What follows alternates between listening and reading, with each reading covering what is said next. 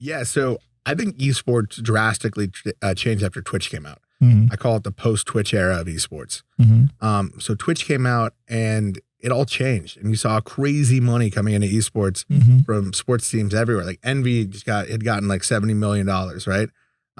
Optic is getting funded. Everyone's getting funded, and Complexity's been around longer than all these brands. And we were like, man, where's our shot? And we had offers, but they were kind of like shady offers, like, oh, a billionaire's son wants to buy the team and run it. And we're like, we're not doing that because we know how that's going to end up, and we've really built something special here. Right.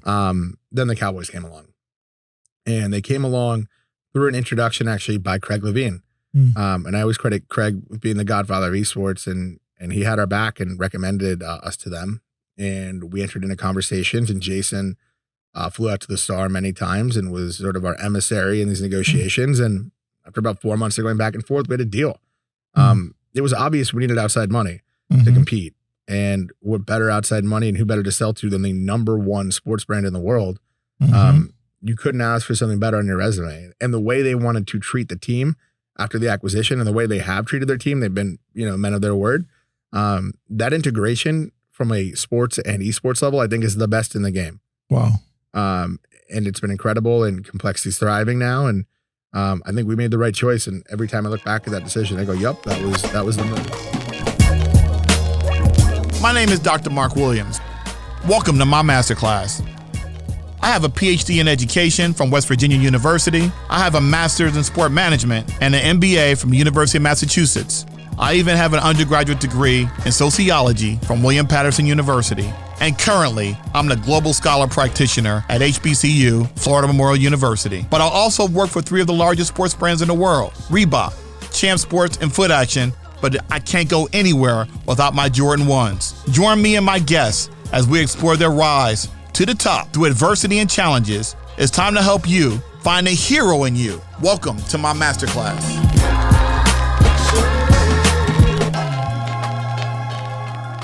Welcome to Dr. Marc's Masterclass podcast. Good day, everyone. My name is Dr. Marc Williams. I'm your host of the Dr. Marc podcast on the Esports Future Eye podcast network. We're in the studio with Innovation Media Enterprises located at City Central and North Dallas, Addison. Beautiful place. I used to live here in Dallas. I lived in Valley Ranch, but Capel, but people call it Valley Ranch. But that's the snooty people call it that. I called it that too, but I didn't know. I'm from New Jersey. I don't know the difference. I lived here for 3 years. I really loved it here. When I was here, I was at the corporate headquarters of Foot Action. But today we're here to talk about something really important. But I want to give a big shout out to our partners, Sia and Aaron from Innovation Media Enterprises. They do a fantastic job. And today I got to shout out my engineer, AJ. Thank you, AJ, for making us sound so good. This is great. But the most important person I got to thank is Jacob Miles III. Yes, he's the engineer behind all of this. Jacob Miles III gave me this wonderful opportunity, but Sia is the one that brought him to my attention and vice versa. And December 1st, I made it official. So I'm now a part of the family. So I'm very excited to be here. But even more so, I'm excited to do a podcast. I always wanted to do a podcast. I've done shows before. But now I'm like, I get a chance to do a podcast, and I get a chance to talk to really cool people. How you feel, man? I'm feeling good. I'm excited to be here. We've obviously chatted a lot on LinkedIn, so happy to connect in person in this crazy COVID world and get some good stuff going. Yeah, we before we get started, before I introduce you to this amazing human being across from me, I got to say a few words so people understand what kind of show this is. This is the show that talks about video games, esports, music, fashion, entertainment. I just want to talk about things that really gets to people, but also talk about the things that people overcome, adversity they've overcome, so they can give people a more sense of feeling good about themselves and they can overcome anything. So I know you, my man, have overcome a lot, and you're still here and you're breathing, and I'm excited to see you. And this person I'm talking about is my brother Charles over here, brother Charles Conroy. He's an amazing human being, 17 years in the game. He's a veteran. Yeah, he's a veteran. I said he's a veteran. He's only 33 and he's a veteran. Come on now. Half of his life. Yeah, seriously. I, at this point, officially over half my life has been spent in esports, which is a crazy thought. And again, before we go into his amazing story, I find it fascinating that someone so young, that's so poised and has done so much. He's done more by the time he was 25 than people probably do by the 40 or 50 years old. It's just truly amazing. Right now, to Charles, he's the vice president for the Switch. He was formerly the chief development officer for an equity partner for Complexity Gaming. He was the general manager for DirecTV's Championship Series, gaming series when he was in Dallas, running the Dallas Venom at 17 years old. Again, I'm just trying to wrap my head around that one. 17 years old, general manager for the Venom, okay? He graduated from Southern Methodist in sociology and television and media. So we had one thing in common. I wasn't a boss back then like that, but I did major in sociology. Nice. So study of human behavior. And he's, as I said, a 17-year veteran. But I think he loves coming up here a lot. He's already been on the Future Eye marketing program with my colleague Chantel. John Davis and DLC The Drop, and also Lewis Johnson all in with Esports. And now you're here. I'm the fourth one. You must like this, the plants. What is it? You know, they have free coffee here, and there's a tap downstairs for after the show. So that gets me here. Okay. And we got these nice cold water glasses here. Yeah, no, I mean, Dallas has got an incredibly vibrant esports scene. So it's very cool this network is launched and that they have interesting people talking about a variety of subjects. It's not the same thing every time. Right. So it's been cool coming here 4 times and having 4 completely different conversations, quite honestly. Yeah, and earlier we were talking, wondering why this cologne is up here. What kind of cologne do you wear, man? I wear Burberry Brit. Burberry Brit. Okay, I want you to smell this one. This is a million, okay? Okay. See, a totally different conversation every time. This has never happened. Exactly. No one does that, right? No one does that. Because we you know, you want to smell good. Even when you're going out and you're playing your games or when you're out, period, you're going out on the town, especially in Dallas, you want to smell nice as well as look good. It smells good, huh? You like that? That's good. Yeah? And then I got the Invictus for you. See, these are my favorite colognes here. Luckily, I have 2 wrists. Yes, so 2 wrists, yes. Yes. Good. I brought both of them today. Well, I'm glad you did. And if you didn't, that would have been fine. You had a neck and you have an ear, you know, back your leg. You like the Invictus is nice, right? I like this one. I like the second one. Invictus is my favorite cologne. Now, people are wondering, why is he talking about cologne on here? Because I like to smell good. Maybe next time I'm talking about sneakers, because I'll talk about that too. So anyway, let's talk a little bit about your life growing up, because you live in Dallas now. You Correct. Just came from New York. Yep. But you grew up in Connecticut, in Fairfield. Tell us about your childhood growing up.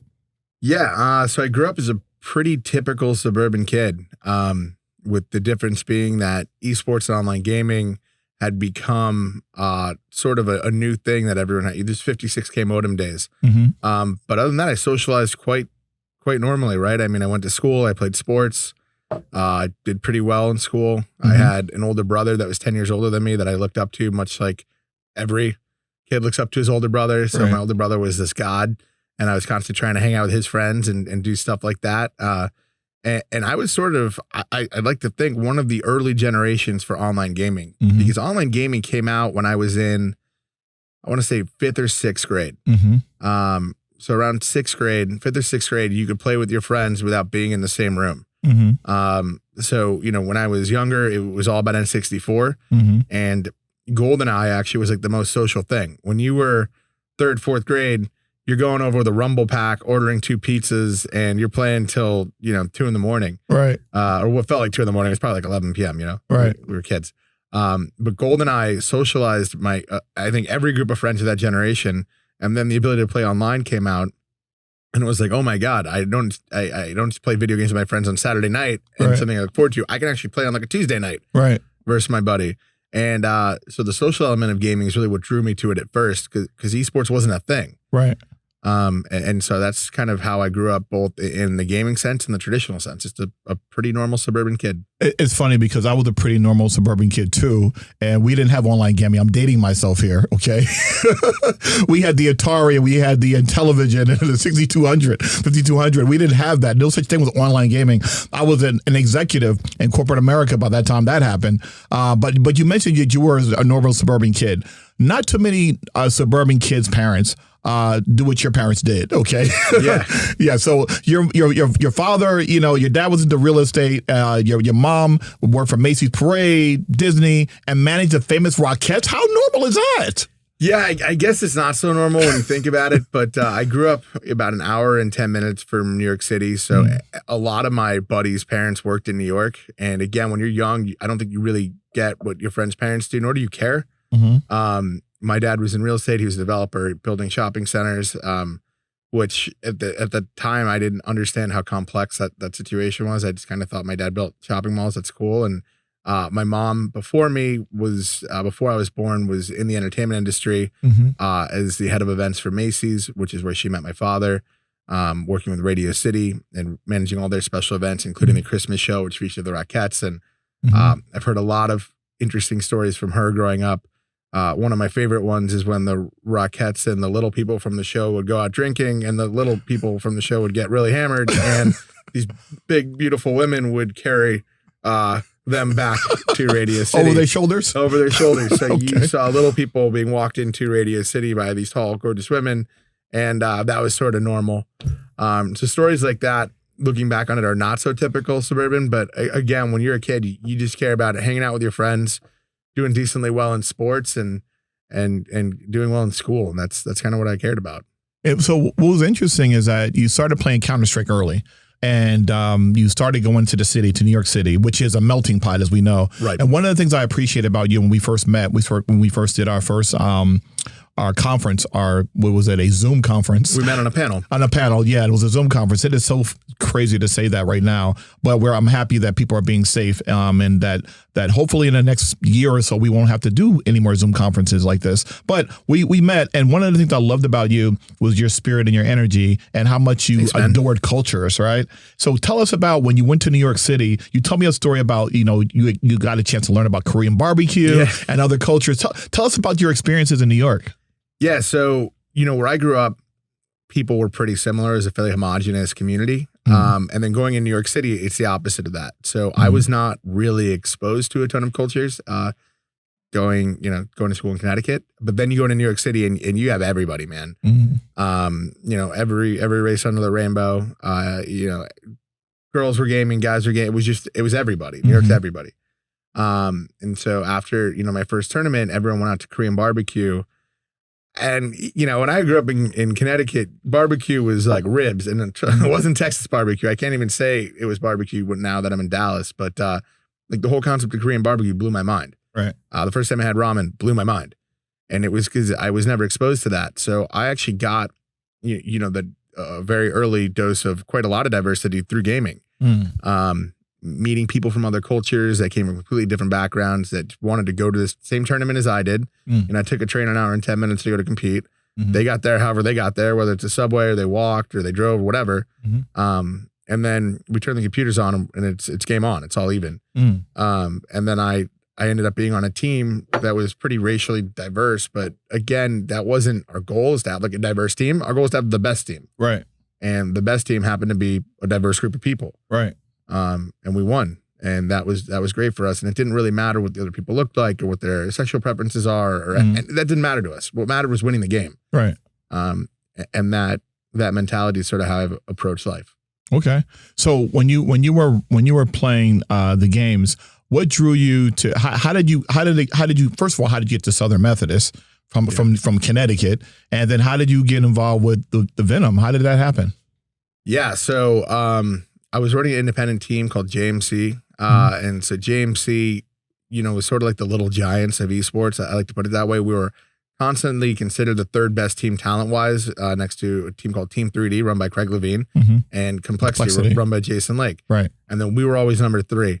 But I had no budget, right? Jason was independently wealthy, funding his team. Craig, being sort of the godfather of esports, had corporate sponsorship. And I started the team when I was 16. I ran it when I was 17, 18 years old. I had to really beg sponsors to take me seriously, and a few did, but I would always be able to put together winning lineups because I played the game myself. I was deeply connected. I played with the guys I was trying out to make sure they were good, and we won a lot.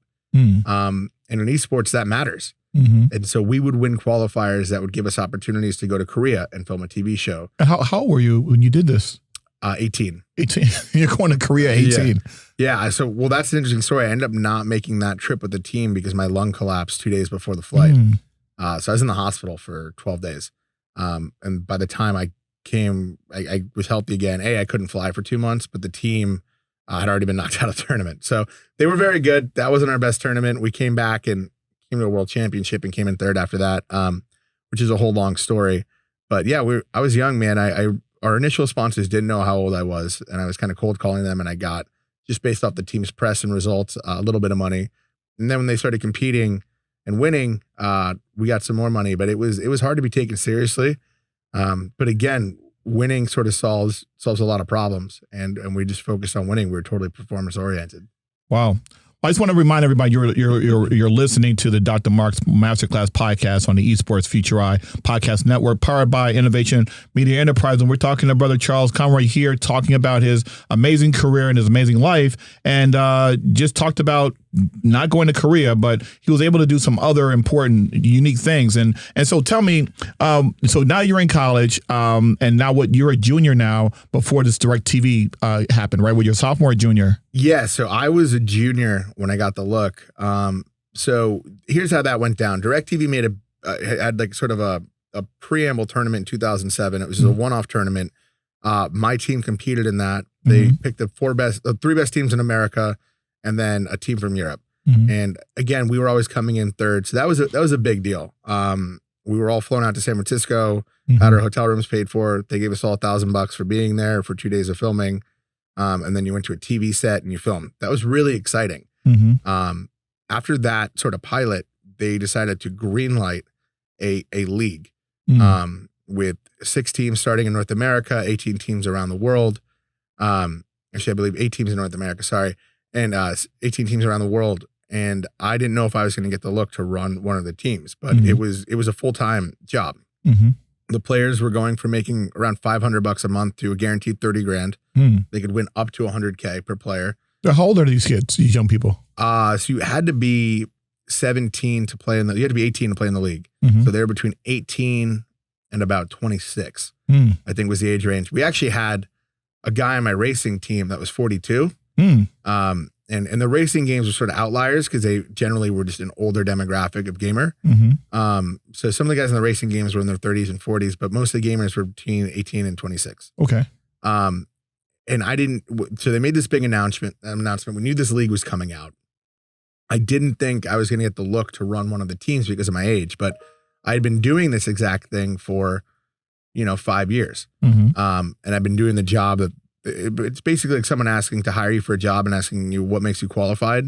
And the answer is because I've been doing it. Right. And no one else in the world was really doing this. So Craig sold Team 3D to DirecTV and then was kind of tasked with building the infrastructure for this league. Jason sold Complexity and was immediately hired. I had really good relationships with those guys because they were the number 1 and number 2 teams, and at all these world events, we were always there together. So I knew that helped me, but at the same time, I was 19 years old. And they were hiring someone to run essentially $1 million budget for a team, including personnel, managing a website, drafting these players, and then being completely responsible for this brand. Okay, so you're 19 now? I'm 19. Okay, so you didn't take a business course or anything? No, I was still taking like prerequisites, and really most of my focus was on running my gaming team. Okay. So I was in college and I was enjoying the college experience, but I was running a business outside of it, one that I was making no money on. I was actually negative money, but I still believed in esports. And so when this opportunity came up, it was really important that I put my brand and myself in the best position to get this. So everyone knew who I was. There was actually a lot of articles written about whether I get this job or not. And they started announcing people that they were hiring. And again, they announced one general manager pretty much every day. And my name didn't get mentioned. I didn't even get a phone call about it. I didn't get an interview. So in my mind, I wasn't getting it. And so at that point, my entire like headspace was, let's just get my team into the league so my guys can get taken care of. I'll figure out a role maybe after I graduate. And so my team qualified for the league. Again, didn't look like I was getting it. And I was at a movie theater in LA at a gaming tournament. And I get a call from Craig saying, hey, you knew we were going to hire you the whole time, right? And I'm sitting there like, I didn't get a single interview from these guys, but having been part of the pilot and having the recommendations I had, I got the job. When we started the league, I was 20 on day one. And so that was, it was a lot of responsibility, but it was exciting. And it actually brought up the choice of whether or not I finished college, because I was making, adult level money with adult level responsibility. Let's tell everybody, let's just be real. You're making about 85, right? Yeah, to start. And I was 20 years old. That's crazy. So, and I was like, I I don't necessarily see the need to finish college. Wow. And it took a real conversation with my family who said, look, we've always supported you in gaming, but we've also always stressed education. Right. And, we want you to finish school because this gaming thing could go away. And I was a 20-year-old kid making good money that was in a limo at the Playboy Mansion. Like, I was like, you kidding me? I made it. This is it. Yeah. I was like, go away. Did you meet Hugh Hefner? I did not. So they would like rent it out for events. Okay. And that story is always like big in the gaming world because, again, these guys are making $500 a month. And then they're at the Playboy Mansion wearing suits getting drafted. Like, the way the Championship Gaming Series flipped gaming was so quick and crazy. Mm-hmm. It was like this roller coaster and we're all hanging on. I thought it was going to last forever because I go, how could this ever fail? Well, it did. Mm-hmm. They spent $45 million in 2 years. They grew way too fast. They did things they didn't need to do, which if you were involved were great. Like having all these people's apartments paid for in LA and like having dope places to live. Like it was a great experience, but overall it was too big, too quickly, too early.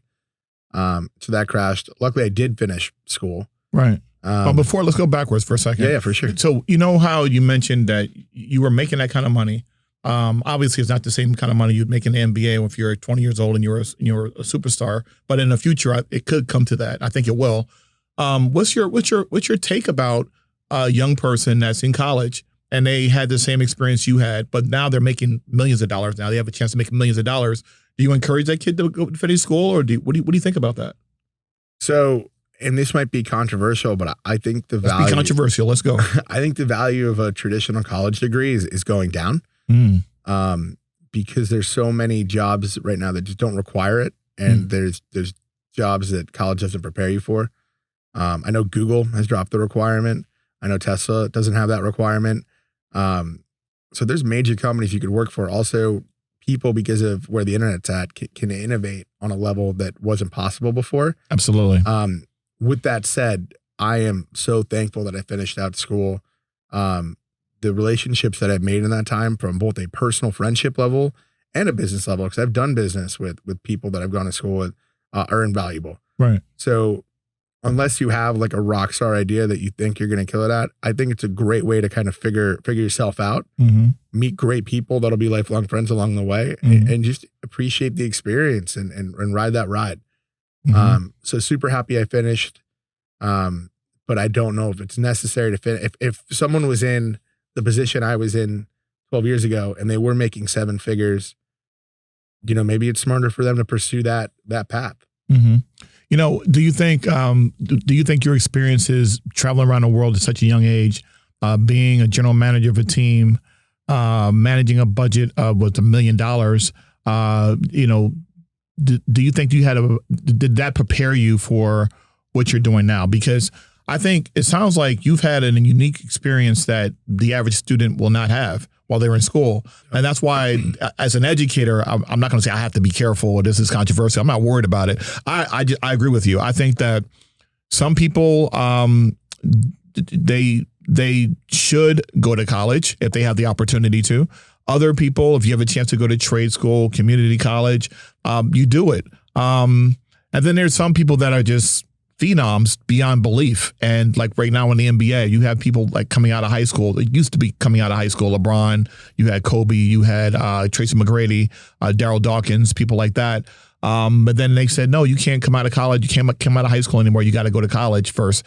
And I think that's insanity, because if a young man or woman works for, goes to college, and maybe their freshman, sophomore year, and they have an opportunity to work for Google, maybe, and Google says, hey, let's come out. Let's go.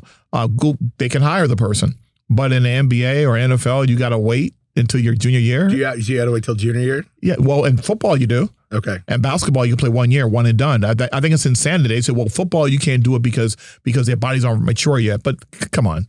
When you have some athletes that are phenoms, and they have a very short life of making that kind of money. I mean, look at Zion. Oh yeah, Zion should have went to college, in my opinion. Yeah. Well, I mean, if you listen to Zion, he feels appreciative that he did. Yeah. So I think football, and I could talk about this all day, but if you're a high school quarterback and you're a stud, and you try to go directly to the pros, you're going to get wrecked. Yeah, you will get wrecked. But certain positions, like maybe a defensive player, big guys like 6'8" and 350 pounds or something. You're competing against pretty grown men once you get into the league. Yeah. You need those college years. And I get when you're a junior, you don't want to get hurt, but I'd even argue you need that senior year because when you go into the league, you're competing against some big guys. Yeah. And they're moving pretty fast. They'll rip you apart. They will. Because you're a big football fan. Huge football fan. Huge football fan, yes. I'm a gigantic Steelers fan. And I don't know when this is going to air, but right now we're 11-2. Let that be known. So what? How do you manage your love for gaming and football at the same time? Because a lot of times when I meet a lot of gamers, they're just so focused on gaming alone, and it's almost like they're oblivious to sports. Why is that? So I don't know. I just love competition. I will say when I was a player, I did not think about anything besides Counter-Strike, really. I would look into other games, but it was CS all the time. Then when I owned an organization, when I was hiring the players myself, I just cared about gaming because I had teams with 4 different games. So I had to watch all 4 of those games to figure out who was the top. I'm in a really cool position now in my life where I work for pretty much a sports company running their gaming division. So conference calls I'm on all the time are about the PGA Tour. They're about the Super Bowl. They're about the NBA bubble. But my responsibilities lie completely under the gaming umbrella. And that to me has been great because you have to realize from 16 to 30, esports was it for me. I didn't do anything else. I've never had like a quote unquote normal job in the corporate world, except for, a year that I took off from gaming after we sold the team. And so esports has been it. So to get into a company where I don't have to talk about esports all day, but still pursue my passion is nice because I'd like to know how other industries work. Right.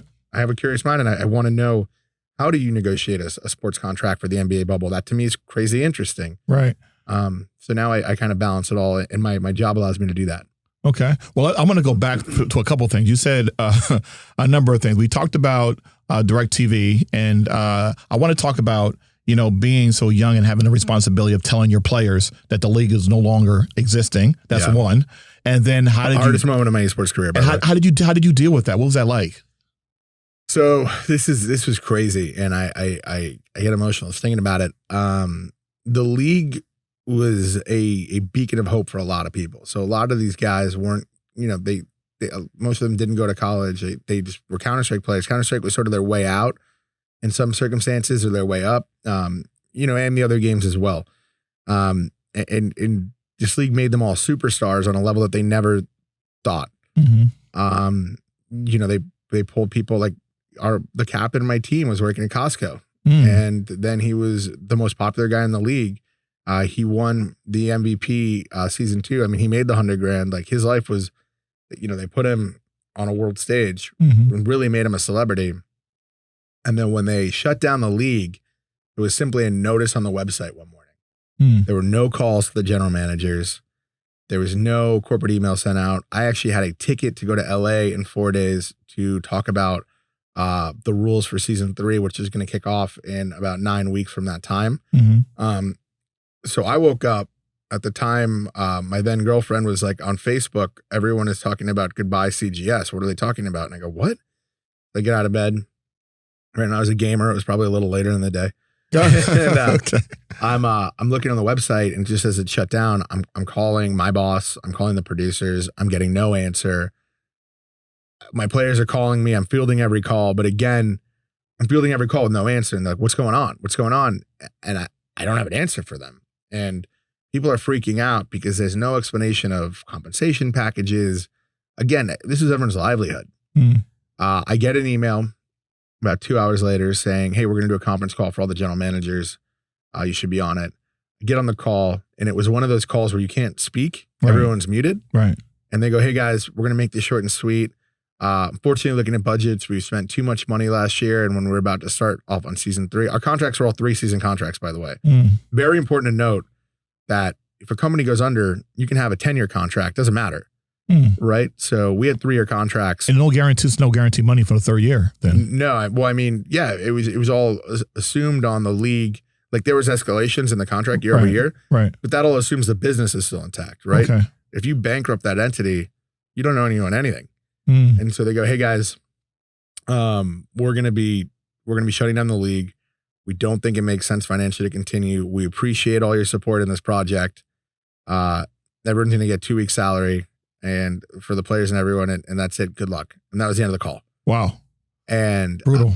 You could you could get paid an extra, the general managers got this offer. You get paid an extra 2 weeks if you never talk about the championship gaming series. And I was the only general manager that didn't take that deal. Because to me, this was such a colossal mess up. And I knew esports was going to get big, that being able to talk about it openly now was not worth $2,500 to me. Even at the time when that was a lot of money to me, I was like, and I, again, I was 21 years old. I didn't really understand how the world worked. I was like, oh man, I'm going to be talking about this on talk shows, and this is going to be a big thing, and it's going to be this world story about what not to do in esports. That never happened. Right. But I do think it's an example of what not to do. They went too big, and they stopped it too abruptly, and a lot of people's lives were thrown in flux, really.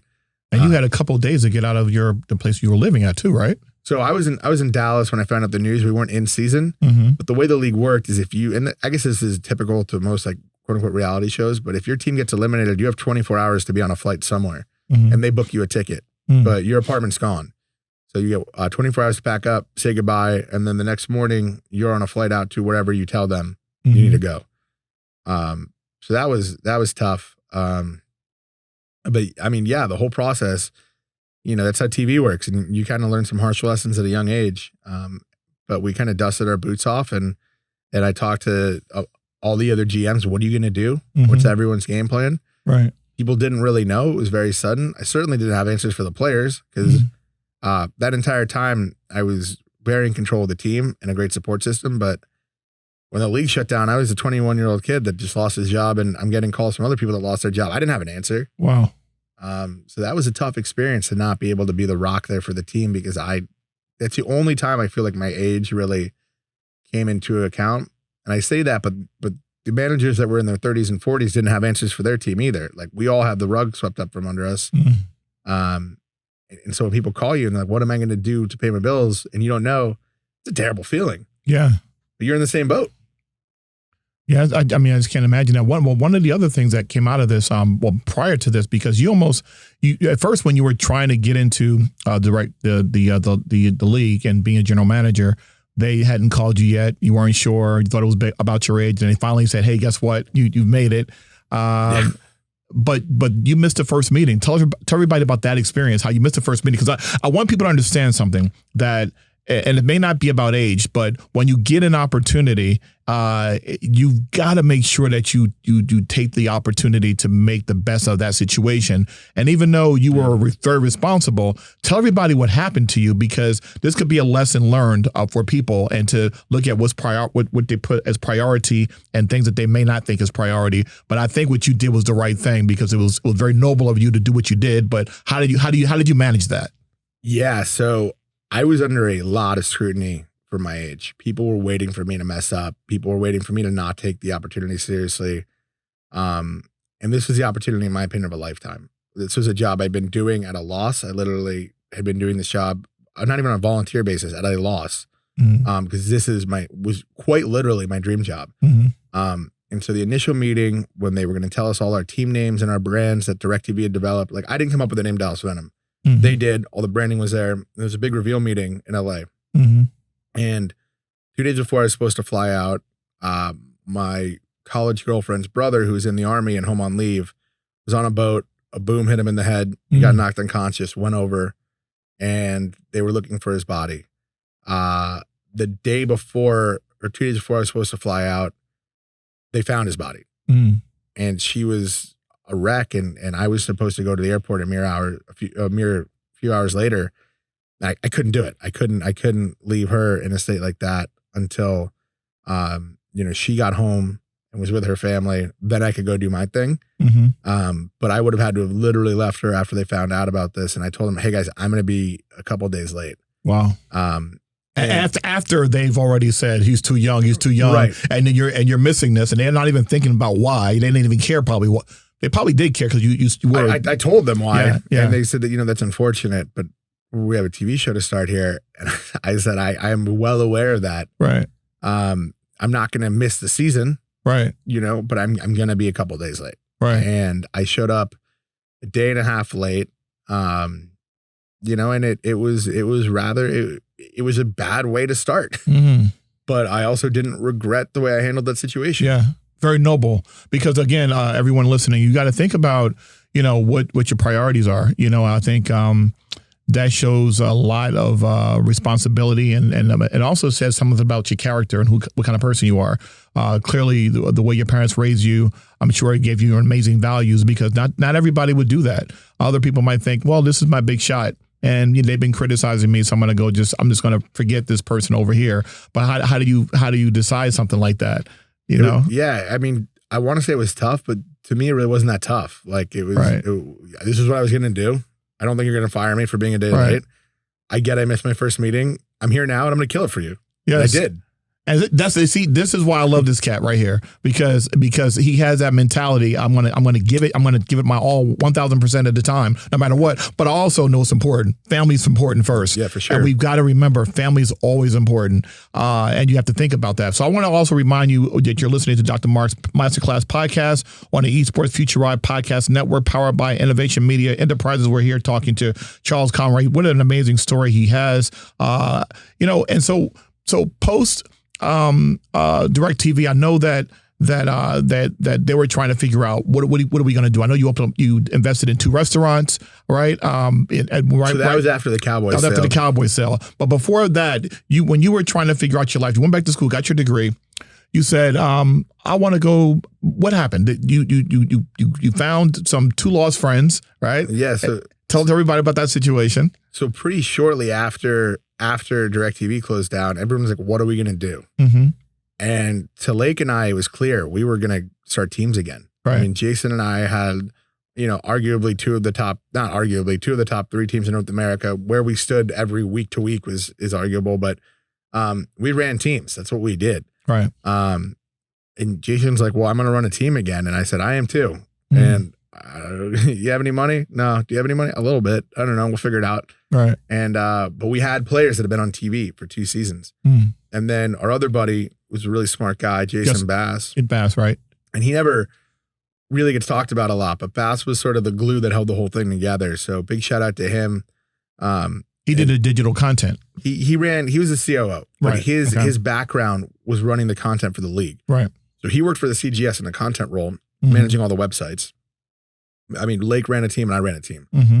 It was very clear based off my age and my relationship with the players that I should be running the player side. Lake, being a former lawyer, sort of the CEO role, and then Bass ran operations. And the 3 of us kind of formed this super team in our eyes of a management squad. We got some of the players from the league to sign on for no money at first because we didn't have any money. Right. And we're like, we'll get it. But we need you to kind of work for free for a couple months. And he bought the team for $1? Yeah. So he sold it to DirecTV for $250,000. When the league folded, he goes, listen, this is a valuable brand to me. You guys are clearly out of gaming. You don't see a value here. Or I'd like to buy it back. And they're like, well, you have to pay us something. How about $1? You know what, man? Here's a paperwork, $1. So we got it back. So we got this. And it wasn't a bad way to. It's not like we were starting a new company from nothing. We had a valuable brand. Right. We had players that have been televised. We had 3 people that have proven themselves as leaders. And we were off to the races. So I literally bought a ticket to the Consumer Electronics Show. We printed out like 20 pitch books. I went to about 400 booths, just knocking, hey, are you interested in this esports opportunity? And we walked out of there with 2 deals. And I think that's also an important lesson. I had 398 no's. Wow. So everyone's saying, you're this phenom, everything you touch turns to gold. I had 398 people tell me to scram. Right. And they were a lot nicer than that. In some cases, honestly, they weren't. But all I needed was 2. I needed 2 W's out of 400 and we got them. And that's how Complexity relaunched. Wow.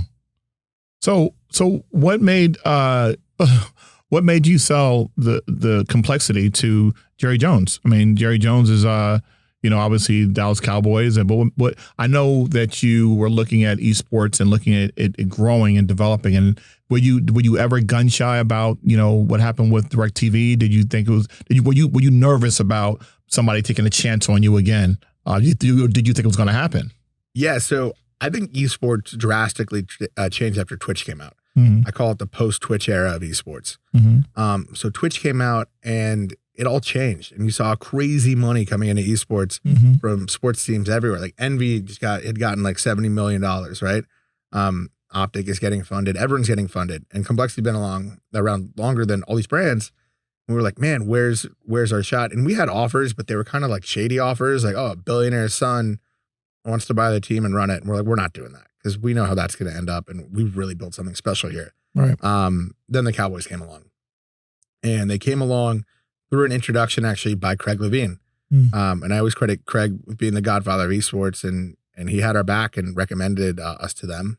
And we entered into conversations, and Jason flew out to the Star many times and was sort of our emissary in these negotiations. And after about 4 months of going back and forth, we had a deal. It was obvious we needed outside money to compete. And what better outside money and who better to sell to than the #1 sports brand in the world? You couldn't ask for something better on your resume. And the way they wanted to treat the team after the acquisition and the way they have treated their team, they've been, men of their word. That integration from a sports and esports level, I think is the best in the game. Wow.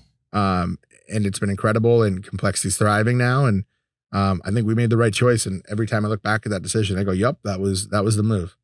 By the way, it smells great in here. Yeah, I told you, it's just Invictus, man, and you also have, the Million as well, but the Invictus is my favorite.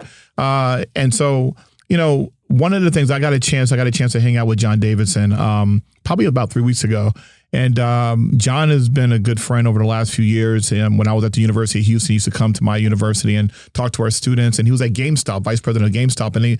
And I remember when the deal was about to happen, the GameStop Performance Center at Complexity. And he told me about the deal before it was about to go down, and I had never seen it up close. And when I was here 2 weeks ago, he actually showed it to me like a proud father, and I'm like, oh my God, that's what it looks like up close. I almost had a tear because I know John, and I know what kind of person he is. He's just an awesome guy. John, shout out to John, brother John, what's up, man? And so John, just seeing that the finished product, up close and personal was really great to see. And I remember watching the Complexity has these 7 series of how it was made, and I've watched those over and over and over again, and I'm just so fascinated. Yeah, it's unreal. So I can't wait to go inside it finally when it finally opens up. So in closing, let's talk about this. So post. Working for Complexity, you're still close with Complexity, obviously. Yeah. And now you moved down to Dallas, and you had the 2 restaurants up in New York. And so tell us now, what is life like now, and what is life like going to be in the next 5 years? What do you see yourself in the next 5 years? Man, I have no idea where I'm going to be in 5 years, because the last 12 have been a rocket ship and a journey with ups and downs. I've learned some character flaws about myself. I've learned some strengths. Well, what am I good at? What am I not good at? What do I need to be better at as a man and as a person? But right now I'm here, and I'm really enjoying the opportunity. I'm excited for live events to come back.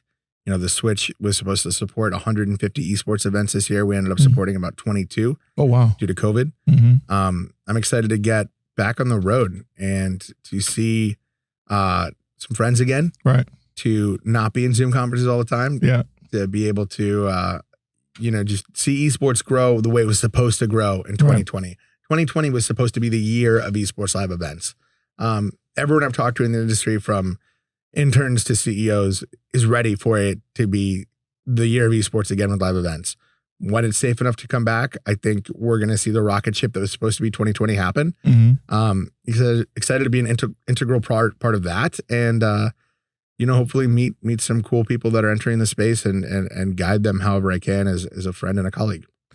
This conversation has been amazing, man, because finally we get a chance to see each other in person. And I'm just thinking about all the young people out there that are coming up, and even parents that want to know about the esports space and want to know if their child if they're wasting their time. And you are going to be such a great, if you decided to be a professor, or if you decided to teach at some point, you would be an amazing professor, because you would be able to not only educate the young people, but their parents, and really get them to understand the value of the value of hard work, teaching them about business acumen at such a young age. And a lot of parents aren't seeing that, because all they're doing is seeing their kids playing consistently. They're not seeing the bigger picture, because they haven't met a person like you. And to see someone like you who've done this in 17 years and doing this so young, It's amazing because I come from corporate America, so I know what it took to have the business acumen and to know how to manage a team and to know how to manage a budget. That's not easy, and you were that was thrusted upon you. Actually, you took it upon yourself to do it at 19 years old, and so very impressive. We've been with Charles Conroy. We're gonna have to bring you back. I know you've been back. You've been here 3 times. I'm local now, baby. Like, yeah. So would you come back on the show and bless us with your presence? Hey, Dr. Marc, any chance to hang out with you? We're gonna try some new colognes next time. Yes, we will try some new colognes, and because these are my favorite right now. But I also love pie. Have you heard of pie before? I have not. Okay, we're gonna talk colognes and shoes next time. I have a couple. I got into collecting sneakers for a hot minute, and then I realized how hard and expensive it was. But I have like 4 pairs during that time. Okay, I'll bring like 2. Okay. Well, see, I got you there. So you got me with the gaming. I got you with the shoes. I come from the shoe industry. So shoe industry, they send me stuff all the time. There we go. So tell me what size are you? I'm a 9.5. 9.5. We're gonna get you something. Tell me what kind of shoes. I'm gonna surprise you. Okay, I'm gonna surprise you. We're back every week. Yes, I'm gonna surprise you and get you something that you are gonna love. I'm not sure what yet, but a 9.5. Okay. You have been listening to Dr. Marc's podcast, Masterclass podcast on the Esports Future Podcast Network, powered by Innovation Media Enterprises. We want to thank again Aaron and Sia. Thank you for everything again. And AJ, they're awesome. AJ, my man, you made it. I know you're making us sound good, and I gotta thank the boss, the big dog, Jacob. Thank you again for everything. And I always remind people, you cannot control other people. You cannot control other people. You can control yourself. The only thing you can control are 3 things: what you think, what you do, and what you say. Thank you again. God bless you, and we will see you soon. Thanks for listening to Dr. Marc's Masterclass. I pray you enjoyed yourself today. I had a good time. I don't know about you, but this podcast is part of the Esports Future Podcast Network and is produced by Innovation Media Enterprises. Please be sure to subscribe on your favorite podcast channel and let us know how we're doing by leaving a comment or a review. Class dismissed.